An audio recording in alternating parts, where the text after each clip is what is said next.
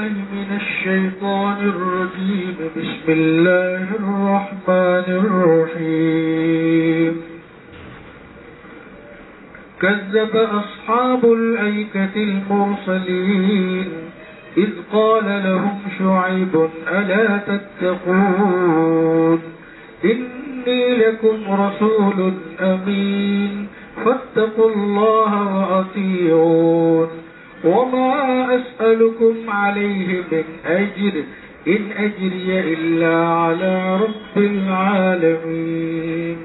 أوفوا الكيل ولا تكونوا من المخسرين وزنوا بالقسطاس المستقيم ولا تبخسوا الناس أشياءهم ولا تعصوا في الأرض مفسدين.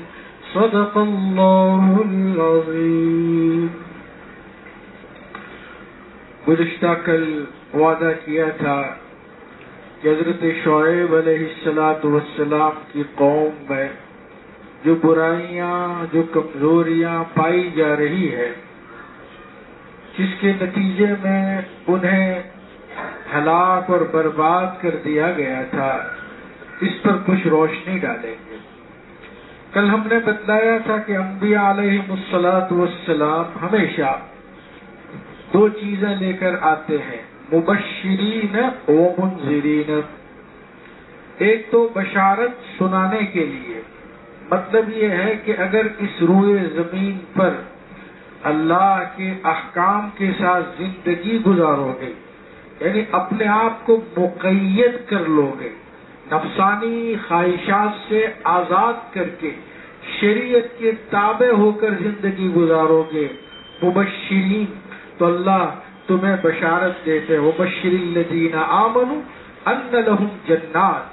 اے محمد صلی اللہ علیہ وسلم، آپ ایمان والوں کو خوشخبری سنائیں کہ اللہ انہیں باغات عطا فرمائے گا، مرنے کے بعد امن، چین، سکون عطا فرمائے گا. تو نبی بشارت سنانے کے لیے آتا ہے، اور جو نہیں مانتا اس کے لیے وارننگ، نذیر بن کر آتے ہیں.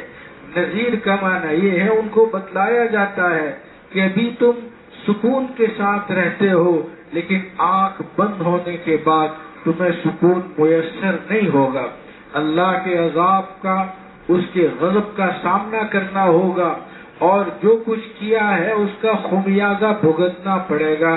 تو انبیاء علیہم السلام اللہ کے سچے نمائندے ہوتے ہیں. وہ توحید کی دعوت دیتے ہیں کہ اللہ کے سوا کوئی معبود نہیں، اس کائنات اور دھرتی کا چلانے والا ایک اللہ ہے، اسی کے ارادے سے یہ ساری چیزیں چلتی ہے. نمبر 2، وہ اپنی اس دعوت پر اور اللہ کی طرف بلانے پر لوگوں سے ایک حبہ، 1 روپیہ وصول نہیں کرتے. انبیاء علیہم السلام بڑے مخلص ہوتے ہیں. ہم اپنے پاک پیغمبر حضرت محمد مصطفیٰ صلی اللہ علیہ وسلم کی زندگی کو اٹھا کر دیکھتے ہیں تو آپ نے اپنی اس دعوتی مشن میں کسی سے 1 روپیہ نہیں لیا، 1 روپیہ نہیں کمایا. آج دشمن بھی آپ پر انگلی نہیں کر سکتا کہ محمد صلی اللہ علیہ وسلم نے جو مشن اختیار کیا تھا اس پر انہوں نے سرمایہ حاصل کیا ہو یا کچھ کمایا ہو. وجہ یہ ہے کہ جب آپ کی وفات ہوئی ہے تو گھر میں چراغ جلانے کا تیل بھی نہیں تھا. آپ صلی اللہ علیہ وسلم کا تو یہ حال تھا. آپ کے یہاں 3 مہینے گزر جاتے تھے لیکن چولہا نہیں جلتا تھا. آپ کا گزر بسر 2 کالی چیزوں پر یعنی کھجور اور پانی پر ہوا کرتا تھا. نیز آپ نے اپنے اوپر زکوٰۃ حرام کر دی تھی. مان لو کہ کوئی یہ کہے کہ زکوٰۃ کا مشن اس لیے انہوں نے شائع کیا تاکہ ان میں سے کوئی حصہ وصول کرے، تو آپ صلی اللہ علیہ وسلم پر زکوٰۃ حرام. آپ کے خاندان والوں کو بھی زکوٰۃ نہیں دے سکتے. یہاں تک کہ حسنین رضی اللہ تعالیٰ عنہ کو لے کر جا رہے ہیں، راستے میں پڑی ہوئی ایک کھجور حضرت امام حسن یا حسین نے منہ میں ڈالی تو آپ صلی اللہ علیہ وسلم نے ہاتھ ڈال کر وہ کھجور باہر نکالی. آپ کی پاکیزگی کا تو یہ عالم تھا. آج بھی اس دور میں بنو ہاشم کو یعنی رسول اللہ صلی اللہ علیہ وسلم کے خاندان کو آج بھی زکوٰۃ نہیں دے سکتے. علماء نے مستقل مسئلہ لکھا ہے. تو اللہ کے نبی نے کیا کمایا؟ کچھ نہیں کمایا. گویا آپ کے بعد آپ کے خاندان کو زکوٰۃ بھی نہیں. چلیے میراث کا مسئلہ لیتے ہیں کہ آپ نے بہت جمع کیا ہوگا. رسول اللہ صلی اللہ علیہ وسلم نبی تھے اور نبی کی تو میراث بھی نہیں ہوتی. حضرت فاطمہ کو کچھ نہیں ملا. اللہ کے نبی کی میراث میں سے نحن معاشر الانبیاء لا نورث، ہم انبیاء علیہ السلام کی ایسی جماعت ہے جن کا کوئی وارث نہیں ہوتا. ما ترکنا صدقہ، جو کچھ ہم چھوڑ کر جاتے ہیں وہ صدقہ ہی ہوتا ہے. تو رسول اللہ کیا لے کر گئے؟ تو انبیاء علیہ السلام بڑے مخلص ہوتے ہیں، شفیق باپ کی طرح ہوتے ہیں. رسول اکرم صلی اللہ علیہ وسلم نے اپنے اس مشن سے جو حقیقت میں اللہ کا مشن تھا، آپ اللہ کے آخری نمائندے تھے، کچھ نہیں کمائے. دشمن بھی انگلی نہیں رکھ سکتا، وہ بھی تعریف کرنے پر مجبور ہے. تو وما اسألکم علیہ من اجر، میں تم سے ذرہ برابر اس دعوت و تبلیغ پر روپیے کا مطالبہ نہیں کرتا، معاوضہ نہیں چاہتا. ان اجری الا علی رب العالمین، کہ میرا اجر تو اللہ رب العالمین ہی عطا کرے گا. نبی کی تیسری خصوصیت یہ ہوتی ہے کہ وہ روحانی طبیب ہوتے ہیں. سماج سوسائٹی پر ان کی بڑی گہری نظر ہوتی ہے. تو جب حضرت شعیب علیہ السلام نے اپنے معاشرے پر نظر ڈالی تو سب سے بڑی کمزوری ان کو جو نظر آئی وہ ناپ تول میں کمی.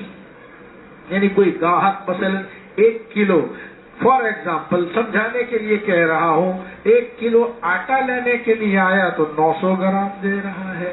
تو اس طرح کی ناپ تول میں کمی. پیسے تو مکمل لے رہے ہیں، چیز مکمل نہیں دے رہے ہیں.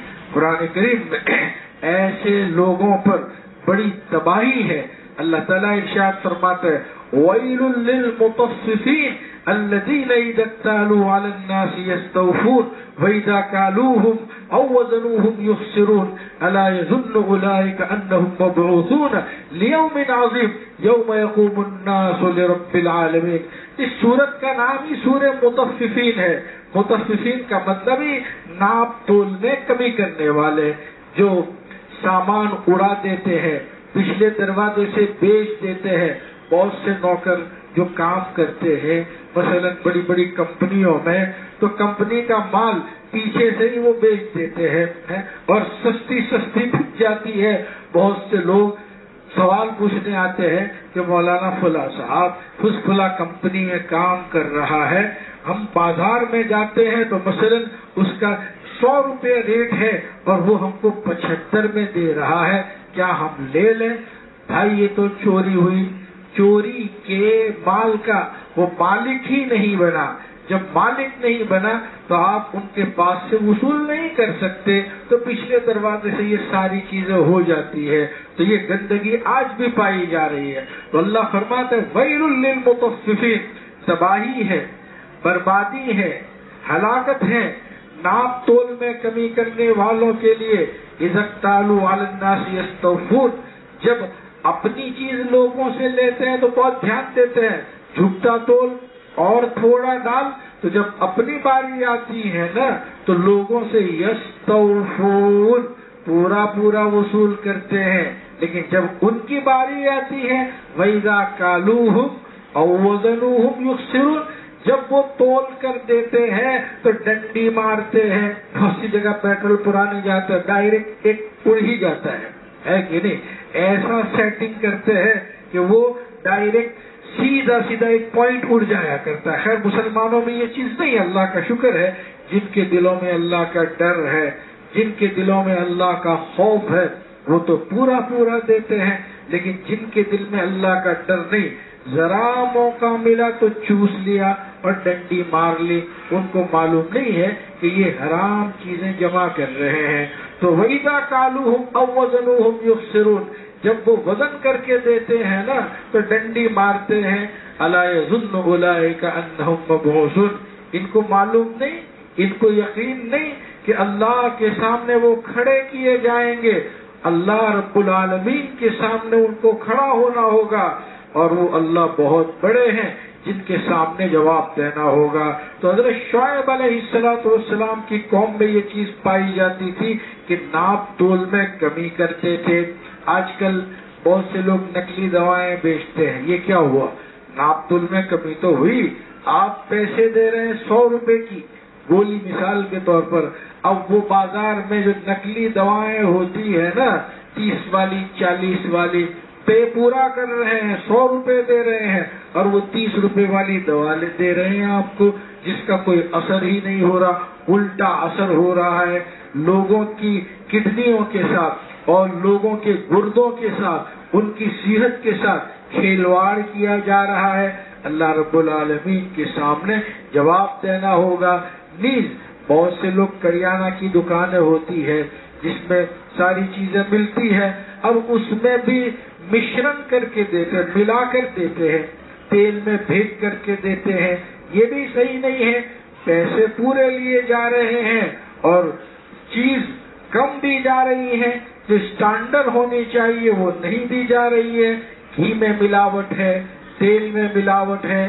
نیز آفس میں لوگ کام کرتے ہیں یا کسی کے یہاں ان کی ڈیوٹی ہے، نوکری ہے، مثال کے طور پر 8 سے لے کر 5 تک ان کی نوکری ہے۔ اب یہ کیا کرتا ہے، بجائے یہ کہ سیٹ کا کام کرنے کے وہ اپنا کام کر رہا ہے، وقت پر حاضری نہیں دے رہا، ان کو جو تنخواہ دی جا رہی ہے وہ ان اوقات کی دی جا رہی ہے، اور جناب عالی وہ کام ہی نہیں کر رہے۔ دیہاتوں میں ہم نے دیکھا کہ جو اسکولیں چلتی ہیں وہاں تو کئی دن کی چھٹیاں ہی کر دیتے ہیں، پتہ ہی نہیں چلتا، اور وقت سے پہلے بچوں کو چھٹی دے دی جاتی ہے۔ یہ تمام چیزیں اوفوا الکیل ولا تکونوا من المخسرین میں شامل ہے کہ وصول تو پورا کیا جائے، تنخواہ تو مکمل لی جائے، لیکن جو کام دینا چاہیے وہ کام نہیں دے رہے ہیں، تو یہ صحیح نہیں ہے۔ تو اللہ تبارک و تعالیٰ نے اس سے منع فرمایا ہے۔ آپ اندازہ لگائیں کہ ایک آدمی اس طرح کروڑ روپے جمع کر رہا ہے اپنی اولاد کے لیے، مثال کے طور پر ناپ تول میں کمی کر کے وہ بچا رہا ہے، اب پھر اسی سے زمینیں بھی خرید رہا ہے اور اسی سے بہت سارے سرمایہ اکٹھا کر رہا ہے، یہ حرام ہوا۔ یاد رہے حرام چیز کی مثال ایسی ہوتی ہے جیسے ایک پیکٹ آم کا ہو، اس آم کے پیکٹ میں ایک آم بگڑا ہوا ہو، خراب ہو، جب اس خراب آم کی صحبت میں وہ پوری پیٹی رہے گی تو چند دنوں کے بعد وہ بھی بگڑ جائے گی، اس میں بھی بدبو آنے لگے گی۔ تو تھوڑا سا حرام سرمایہ، میں اس کی مثال یوں دیا کرتا ہوں جیسے دودھ کا برتن بھرا ہوا ہو اور اس میں 2 بوندیں پیشاب کے قطرے کی گر جائے، شراب کے قطرے کی گر جائے، تو بتلائیے اس کے اثرات رہیں گے نہیں رہیں گے؟ بظاہر تو دودھ دکھائی دیتا ہے لیکن سارا دودھ ختم ہو جائے گا، اس کے اثرات ختم ہو جائیں گے۔ میرے عزیزو، حرام ہے۔ ہماری اولاد، ایک صاحب نے مجھے کہا کہ مولانا اولاد پر تو کوئی بھروسہ نہیں، میں نہیں کہتا نہیں رکھنا چاہے، ہماری اولاد ہے، لیکن اگر اولاد کو حرام کھلایا تو یاد رہے وہ ہمارے مرنے کا انتظار ہی کرے گی کہ بڈھا کب چلے گا اور یہ سرمایہ ہمارے ہاتھ میں کب آئے گا، اور جب اس کے ہاتھ میں وہ حرام کا جمع کیا ہوا آتا ہے تو بڑی بے دردی سے، بے رحمی کے ساتھ اس کو اڑاتا ہے، یہاں تک کہ اس کا نام و نشان مٹ جایا کرتا ہے۔ تو انہوں نے مجھے کہا مولانا ہماری اولاد پر کیا بھروسہ، جو کچھ کرنا ہو اپنی زندگی میں کر لو، یہ اولاد تو مرنے کے بعد فاتحہ پڑھنے قبر پر بھی نہیں آئے گی، وہ ہماری قبر کے پاس سے گزر ضرور ہوگا لیکن انہیں سورہ فاتحہ پڑھنے کی بھی توفیق نہیں ہوگی۔ تو ہم اپنی کمائی سے اللہ کی راہ میں اپنے آخرت کے بینک بیلنس کو درست کرنے کے لیے جو کچھ دیں، اسی میں ہماری بھلائی ہے۔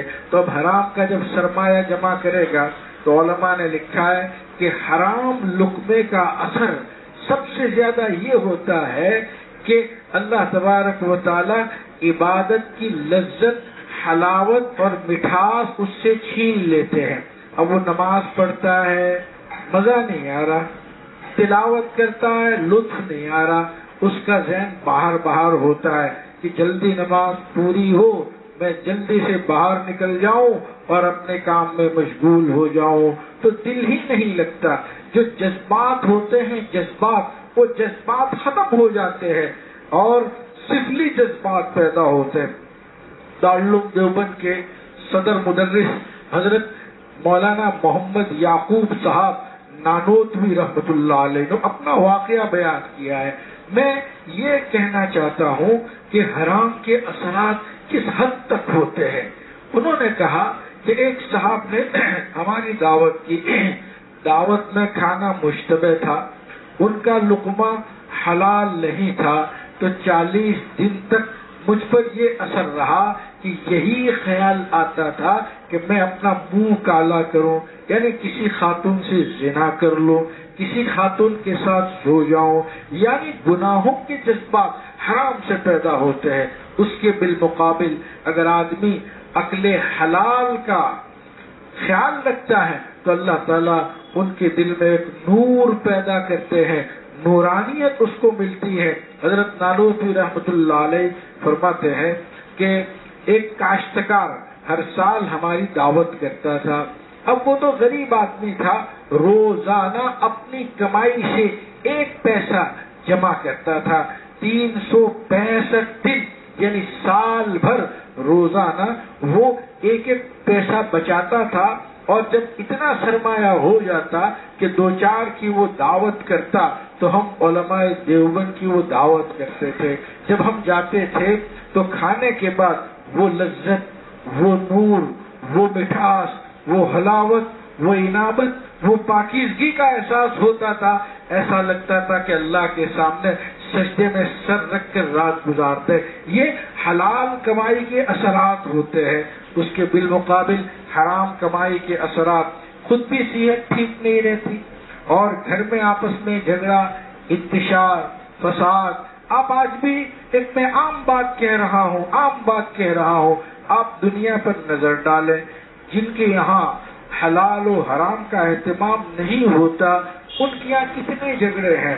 آپس میں اولاد کو آپس میں نہیں بنتی، بھائیوں کو آپس میں نہیں بنتی، بھائی بہنوں میں آپس میں اختلاف ہے۔ یہ سب کے سب اس بدبودار غذا کے اثرات ہوتے ہیں۔ حضرت مولانا عبداللہ کاپود روی صاحب رحمۃ اللہ علیہ بہت بڑے عالم، بہت بڑے فاضل، ہمارے گجرات کے یوں سمجھیے کہ ان کی حیثیت ایک ناک کی تھی، انتقال ہو گیا، ابھی چند سال ہوئے۔ وہ اس پر بہت زور دیتے تھے اور اپنا واقعہ وہ بہت چاؤ کے ساتھ سناتے تھے۔ وہ کہتا ہے کہ مولانا اب مسلمانوں میں بھی اللہ اور اس کے رسول کے احکام کی عظمت نہیں رہی۔ پھر انہوں نے اپنا واقعہ سنایا کہ میں دلی گیا، دلی کے بازار میں مجھے ضرورت پڑی کہ میں شیروانی کا کپڑا خریدوں۔ میں ایک دکان پر گیا، صاحب دکان کو ہم نے دیکھا کہ ماشاء اللہ بادشاہ یعنی شرعی لباس پہنا ہوا تھا، سر پر ٹوپی تھی، چہرے پر سنت سجی ہوئی تھی اور باوقار بیٹھے ہوئے تھے۔ میں نے ان سے کہا کہ حاجی صاحب مجھے ضرورت ہے کہ آپ مجھے شیروانی کا کپڑا دے دیں۔ انہوں نے کہا مولوی صاحب شیروانی کا کپڑا جو آپ طلب کر رہے ہیں وہ نہیں ہے۔ کہا میں وہاں سے دوسری دکان پر جانے لگا، اتنے میں انہوں نے ندا لگائی، آواز لگائی کہ مولوی صاحب لاؤ، آؤ، ہے ہمارے پاس موجود ہے۔ حضرت مولانا کہتے ہیں کہ میں گیا اور انہوں نے شیروانی کا کپڑا مجھے پیک کر کے دے دیا۔ میں نے سرمایہ ادا کیا، قیمت ادا کی، اپنے گھر آیا، پھر گھر آ کر دیکھا تو وہ ریجیکٹ کپڑا تھا، یعنی جگہ جگہ سے پھٹا ہوا تھا اور شیروانی کے قابل نہیں تھا۔ مجھے افسوس اس پر نہیں ہوا کہ میرے 1000-2000 روپے یا جو قیمت بھی ہوگی وہ ضائع ہوئی، اس پر مجھے افسوس نہیں ہوا۔ مجھے افسوس اس پر ہوا کہ رسول اللہ صلی اللہ علیہ وسلم کے لباس میں لوگوں کو دھوکہ دے رہا ہے۔ اب بتلائیے، یہ تو میرے ساتھ اس طرح کا معاملہ آیا کسی غیر مسلم کے ساتھ، کسی بن مسلم کے ساتھ اگر یہ ہوتا تو اس کے تاثرات کتنے بھیانک ہوتے، وہ عام مسلمانوں کے ساتھ ان کے تاثرات کیا تھے۔ حالانکہ اگر ہم امت کی پچھلی تاریخ پڑھتے ہیں، انڈونیشیا کی، ملیشیا کی یا اور ملکوں میں جہاں دین اسلام پہنچا اور دین اسلام عروج پر ہے، وہاں کی تاریخ میں یہی ملے گا کہ مسلمان تاجر یہاں آئے اور انہوں نے اس طرح برتاؤ کیا کہ لوگ ان سے متاثر ہو گئے اور متاثر ہو کر دین اسلام کی خوشبو انہیں میسر ہوئی اور دین اسلام کو قبول کر لیا۔ اسی لیے تو حضور اکرم صلی اللہ علیہ وسلم نے یہ ارشاد فرمایا تھا کہ التاجر الصادق الامین فی الجنہ مع النبیین والشہداء او کما قال علیہ الصلوۃ والسلام۔ حضور اکرم صلی اللہ علیہ وسلم نے ارشاد فرمایا جو تاجر سچا ہوگا، یعنی مال بتلائے گا، یہ ریجیکٹ ہے اور یہ اچھا ہے۔ اسی لیے ہمارے یہاں فقہا کا مسئلہ ہے، آپ کسی کو دھوکہ نہیں دے سکتے، آپ کو یہ کہنا پڑے گا کہ اس مال میں یہ کمزوری ہے اور اس میں یہ خوبی ہے۔ اگر حقیقت میں ہے تو بیچا جائے گا، لیکن اگر دھوکہ دے دیا تو وہ کمائی جو ہوگی وہ حرام ہو جائے گی۔ اسی لیے حضرت امام محمد رحمت اللہ علیہ سے کسی نے کہا کہ حضرت آپ نے زہد پر، تقویٰ و طہارت پر کوئی کتاب نہیں لکھی؟ امام محمد رحمت اللہ علیہ نے کہا بھائی ہم نے کتاب البیوع یعنی خرید و فروخت کے مسائل لکھ دیے ہیں۔ خرید و فروخت کے مسائل کو جو برتے گا اور لوگوں کے ساتھ اچھا سلوک کرے گا وہ مستجاب الدعوات بن جائے گا۔ مستجاب الدعوات کا مطلب یہ ہے کہ ایسا عقل حلال کا وہ اہتمام کرے گا اور کمائی اتنی پاک ہوگی کہ اگر وہ دو ہاتھ اٹھائے گا تو اللہ تبارک و تعالی ان کے ہاتھوں کو واپس نہیں کرے گا، اللہ ان کی دعا کو قبول کر لے گا۔ تو عقل حلال بہت بڑی چیز ہے۔ امام ابو حنیفہ رحمۃ اللہ علیہ کے ہاں اس کا بڑا اہتمام پایا جاتا ہے۔ ایک بہت بہترین واقعہ میں نے کتاب میں پڑھا تھا اور میرے ذہن میں مستحضر بھی ہے۔ امام ابو حنیفہ رحمۃ اللہ علیہ اپنے کسی خادم کو بٹھا کر گئے کہ ذرا دیکھنا میں کام سے جا رہا ہوں پھر واپس آ جاؤں گا، اور یہ جو تاکہ اپنی زبان میں تاک بولتے تھوک پر، یہ جو تاکہ ہے اس میں یہ چیز ردی ہے، وہ ردی کسی کو بیچنا مت، وہ اس کے قابل نہیں ہے۔ اب امام صاحب رحمت اللہ علیہ چلے گئے، چلے جانے کے بعد خادم نے، نوکر نے یا جن کو بھی بٹھایا ہوگا وہ بیچ دیا۔ امام صاحب رحمت اللہ علیہ نے ناراضگی کا اظہار کیا اور آپ نے فرمایا حضور صلی اللہ علیہ وسلم کی حدیث من غشنا فلیس منا، جو دھوکہ دیتا ہے وہ ہماری جماعت سے نہیں ہے، دنیا میں ہم دھوکہ دینے کے لیے نہیں آئے۔ تو امام صاحب رحمۃ اللہ علیہ نے وہ سارا سرمایہ صدقہ کر دیا کہ ہمیں ایسے مشتبہ روپیوں اور پیسوں کی ضرورت تھی۔ حضور اکرم صلی اللہ علیہ وسلم کی عادت مبارکہ تھی، آپ بازاروں میں نکلتے تھے، دیکھا کہ ایک جگہ غلے کا ڈھیر پڑا ہوا ہے، آپ نے اندر ہاتھ ڈالا تو اندر سے گیلا تھا اور اوپر سے خشک تھا۔ رسول اکرم صلی اللہ علیہ وسلم نے ان کو ڈانٹا کہ بھائی تم لوگوں کو دھوکہ دیتے ہو، ظاہر میں بڑا اچھا معلوم ہوتا ہے اور اندر سے تو گول ہے، اندر سے تو دھوکہ دے رہے ہو۔ جیسے لوگ گاڑیاں لاتے ہیں، اچھے اچھے پارٹ بیچ دیتے ہیں اور پھر اس کے بعد اس کو رنگین کر کے بیچ دیتے ہیں، پھر اس کے بعد وہ پھر 1 مہینے میں دوبارہ بیمار ہو جاتی ہے، گویا اس کو دھوکہ ہوتا ہے۔ تو صاف صاف بات بیان کرنی چاہیے جو رسول اکرم صلی اللہ علیہ وسلم نے بیان فرمائی۔ تو حضرت شعیب علیہ السلام کی قوم میں جو کمزوریاں تھی، ناپ تول میں کمی کرتی تھی، صحیح ترازو سے تولتی نہیں تھی، سرزمین میں فساد مچاتی تھی، تو اللہ کے نبی حضرت شعیب علیہ السلام نے ان کو روکا، لیکن وہ دھمکیاں دینے لگے وما انتم الا بشر مثلنا، ارے تم تو ہم جیسے انسان ہو، وَإِنَّ ظُنُّكَ لَمِنَ الْكَاذِبِينَ، جھوٹے آدمی ہو۔ حضرت شعیب نے کہا کہ اللہ کی سرزمین پر اگر فساد مچاؤ گے تو مارے جاؤ گے، تو چیلنج کیا فاسقط علینا کسفا من السماء، ارے آسمان کے ٹکڑوں کو ہم پر گراؤ، یعنی آسمان سے عذاب لے آؤ، ان کنت من الصادقین، اگر آپ سچے ہیں۔ تو اللہ تبارک و تعالیٰ نے آسمان سے عذاب بھیجا اور اس بستی کو تباہ و برباد کر دیا۔ آج بھی جو حرام لقمہ کھائے گا، حلال سے دور رہے گا اور ایسا سرمایہ جمع کرے گا، وہ دنیا میں بھی ان کے لیے درد سر ہوگا کہ اولاد آپس میں لڑے گی، باپ پر باپ کے لیے ایصال ثواب بھی نہیں کرے گی، اور انہوں نے اپنی اولاد کو جو حرام کھلایا ہے اور وہاں قبر میں جا کر جو حساب دینا ہے وہ تو الگ رہے گا۔ بھائی ہم تو امت مسلمہ ہے، ایک اللہ کو ماننے والی قوم ہے۔ یہ نہیں ہے کہ کھا لو پی لو، موقع ملے تو جمع کر لو، عالم دوبارہ نیست، آپ کہاں جانے، مر گئے تو بات پوری ہو گئی۔ ہمارا تو عقیدہ ہے کہ مر گئے تو زندگی شروع ہوئی، اللہ کا سامنا، رسول اللہ کا سامنا، سچائیوں کا اور حقائق کا سامنا، اور یہ حقیقت ہے، یہ سچ ہے۔ اللہ تعالیٰ نے ہمیں بیکار تھوڑی پیدا کیا ہے۔ میں نے صبح ایک قرات پڑھی تھی، افحسبتم انما خلقناکم عبثا وانکم الینا لا ترجعون، کیا تم یہ سمجھتے ہو انما خلقناکم عبثا، ہم نے تم کو بیکار پیدا کیا محض کھانے پینے کے لیے جانوروں کی طرح، اور تم یہ سمجھتے ہو وانکم الینا لا ترجعون کہ تمہیں ہمارے پاس نہیں آنا ہوگا۔ قرآن کریم کے صفحے پر وَإِلَى اللَّهِ تُرْجَعُ الْأُمُورُ وَإِلَى اللَّهِ الْمَصِيرُ تُرْجَعُونَ، یہ سب ایسے چیزیں ہر صفحے پر آتے ہیں، تنبیہ کی جاتی ہے۔ جیسے ہم یہاں سے گاڑی لے کر جاتے ہیں تو ہر جگہ ادھر جانے کا راستہ، وہ ادھر جانے کا راستہ، گمراہ نہ ہو جائے۔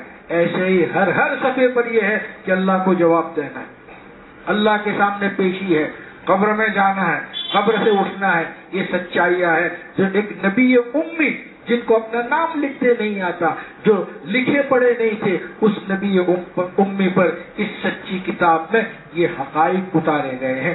اللہ مجھے بھی اور آپ کو بھی عمل کرنے کی توفیق عطا فرمائے۔ سبحان اللہ و بحمدہ، سبحانک اللہم و بحمدک۔